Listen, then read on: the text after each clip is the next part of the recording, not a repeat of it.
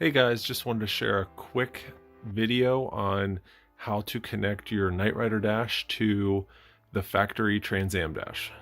So what I have here are obviously two gauge clusters. The bottom one is a factory gauge cluster from an 83 Trans Am. The top one is from an 82 Trans Am, but they are for the most part identical. So I know that this will work at least for 82 through 84. It may work for 85 and up, but here we go.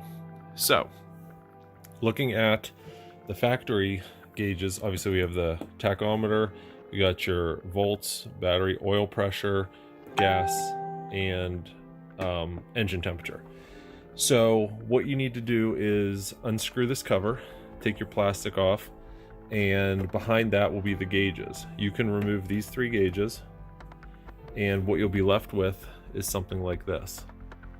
So it's very simple. All you need to do is, for your tach, solder a lead wire right there.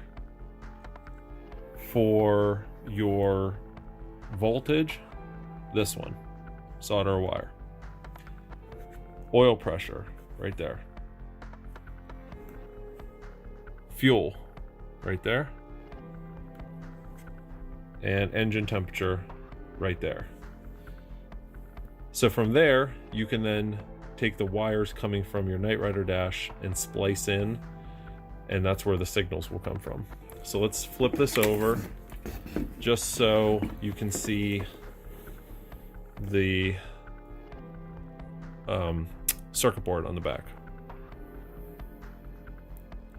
So you can leave this all intact. There's nothing that needs altered on the back. Make all of your soldering connections on the front like I showed you. And it's that simple.